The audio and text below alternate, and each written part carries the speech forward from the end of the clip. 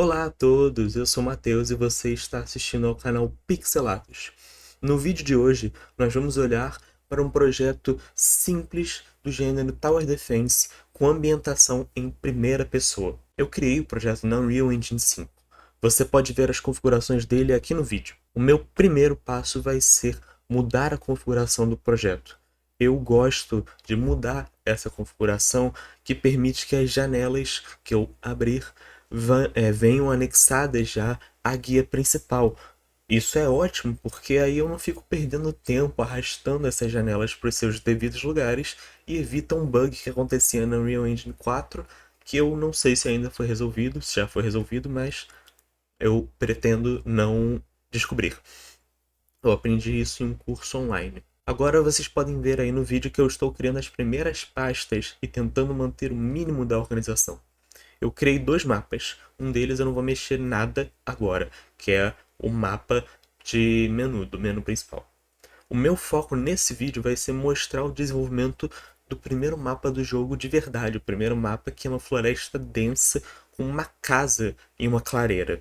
O jogador em si foi criado, mas eu não mexo com ele nesse vídeo, porque eu preferi deixar isso para depois. Eu geralmente começo com isso e já fiz isso tantas vezes que tá me dando meio que um negócio. Então eu resolvi deixar essa a criação do jogador foi feita, mas eu deixei de lado ele um pouco porque eu preferi partir primeiro para a criação do mapa, já que eu queria diferenciar esse projeto.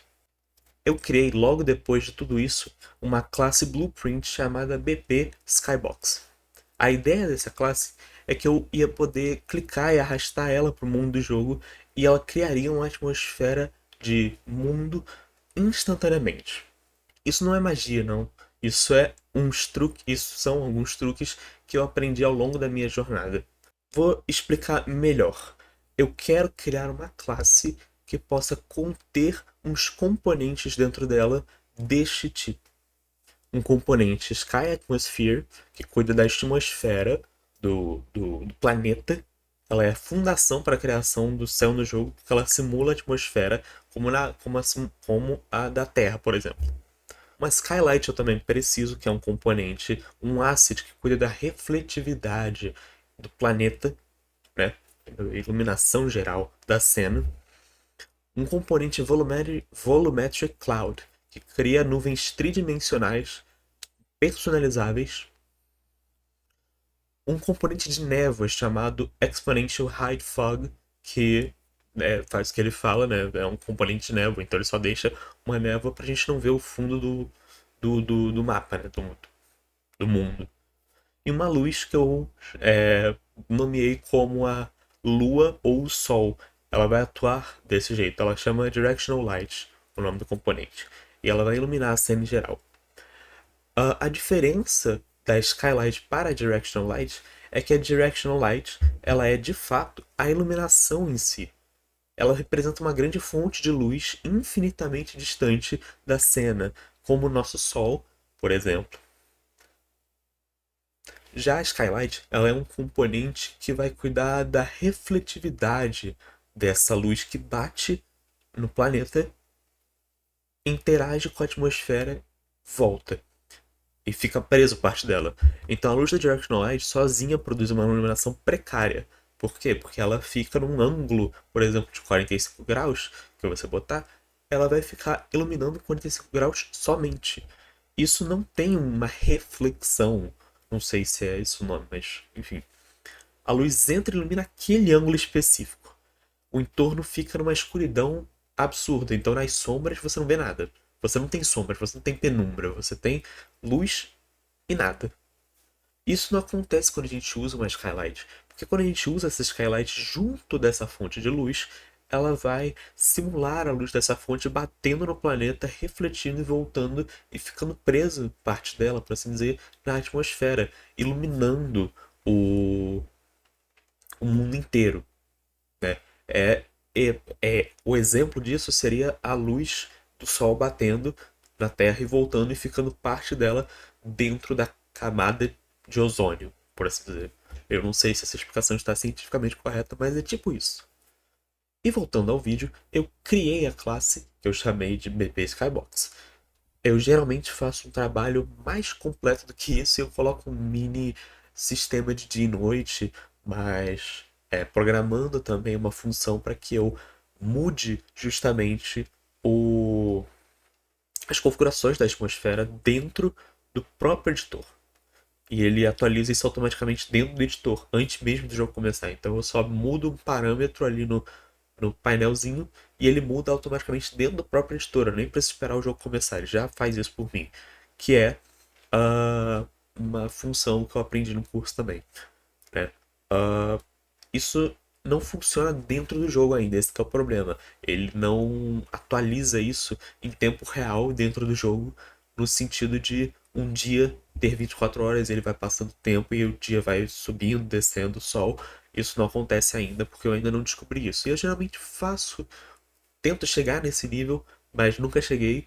E eu tento fazer o mais completo possível, mas dessa vez eu não fiz nada completo, eu fiz só um estático praticamente, só com os componentes, que era para poder ter o componente, mas né, ter certo, uma certa classe já feita com isso, porém que para eu poder reutilizar, né? Mas que fosse só para aquela cena. É basicamente isso. Depois de cuidar do céu do jogo, eu parti pro landscape do nível. Landscape, em uma tradução livre, seria o terreno, o chão do nível. Tipo, o nível de chão, o chão mesmo. Grama, terra e tal. Eu geralmente utilizo ele para áreas externas. Eu não sei se tem como utilizar para áreas internas ou externas de concreto, por exemplo. Acho que tem, mas eu uso geralmente como um terreno, literalmente, com terra e grama batida. Tipo, um terra e grama, além da vegetação. Nessa parte da gravação aí, eu fui tentar fazer o material do terreno. Eu consegui fazer boa parte, de boa, aliás, eu consegui fazer de boa a parte que eu tô acostumado a fazer. Mas eu tive a ideia e a lembrança de que eu precisava usar uma técnica de variação de macro, uma técnica de variação macro de texturas, perdão. Ela deixa o entorno meio alguns lugares mais escuros, por assim dizer, ou mais claros, outros, né? Criando um padrão que, de acordo com a lógica que você faz lá, ele deixa bem, posso dizer, ele deixa muito mais aleatório o padrão dessas texturas que eu vou botar de macro, né? E só tem esse problema que eu esqueci como fazer isso, né, na hora. E então eu entrei no YouTube e procurei pelo mesmo vídeo que eu sempre vejo, que é um vídeo que, se eu lembrar, eu vou deixar na descrição do vídeo que você está assistindo. E eu só vi que ele é inglês, tá? Então, quem não sabe inglês, infelizmente, não vai talvez poder aproveitar o máximo desse vídeo, mas ele é. Acaba que é a maioria dos cursos e dos tutoriais e, enfim, vídeos relacionados a desenvolvimento de jogos na prática são feitos. Desenvolvimento de jogos na prática, eles são feitos mais em inglês. Ah, então eu só entrei no YouTube, copiei e coloquei as minhas próprias configurações, mudei algumas coisas, mas pouca coisa. A maior parte eu realmente copiei, né? E agora, com o material pronto, eu parti para a modelagem do terreno em si. Fazer os montes, as depressões, os planaltos, alguma tipo de irregularidade no solo, esse tipo de coisa. Então a minha ideia era criar uma área central com uma cavidade mais funda. A minha ideia era criar uma área central com uma cavidade mais funda, envolta por montes mais altos, para bloquear a visão mesmo. Porque a ideia é que você não veja o infinito do mapa, que não tem nada. Então, era para bloquear mesmo, e eu parti para esse tipo de ideia. Monte central e uma área, monte em volta, cobrindo, e uma área central mais funda, tipo uma depressãozinha. Com isso também finalizado, o terreno em si ficou pronto. Ficou pronto. Agora nós temos que popular ele com um pouco de verde, ou seja, com vegetação. Eu ia importar os assets das árvores, mas eu esqueci de criar o material principal delas antes disso, então foi o que eu comecei a fazer, antes de importar os modelos das árvores. E vamos explicar melhor esse negócio de material principal, o que que é isso? Quando eu importo alguma coisa na Unreal Engine, ele pede para eu criar materiais ou não criar materiais, não criar materiais, criar materiais novos ou criar materiais instanciados. Basicamente, o jogo ele precisa de shaders, que são os sombreadores, né? É a tradução. Que são as coisas que vão renderizar os visuais do jogo. Para agilizar o processo de importação e diminuir significativamente a quantidade desses shaders novos que ele tem que criar e que tem que ficar carregando, na verdade, né? Criar não, mas carregar. Eu crio um material base para cada tipo de situação. Então, se eu tenho eu quero ter um material com uma textura de cor e uma textura normal, que é aquela que faz a textura de normal, e uma textura de cor base, né? A cor base sendo a cor e a textura em si. E o normal sendo aquele que tem mais elevações, que faz parecer que tem mais geometria do que parece, mas realmente não tem, é só um efeito de luz. Se eu quero ter esses dois, eu boto tudo em um material só para isso. E aí depois eu instancio outros materiais a partir dele. Então, quando eu importo o modelo, eu coloco na seção de materiais ali a opção de criar instâncias desse material base. No caso, o material base que eu criei foi realmente só um com textura ou cor base, ou vetor para cor base. Então é um material que você coloca e eu posso com uma booleana, uma boolean, uma bool, enfim, de qualquer jeito que você queira falar, ele vai controlar se eu vou usar uma textura ou se eu vou usar só uma cor para cor base. Se eu vou usar uma textura ou se eu vou usar um vetor. É um vetor tridimensional que acaba que é uma cor, RGB. Né? Uh, Agora eu só preciso configurar algumas coisas e os materiais eles vão ser criados automaticamente com base nisso.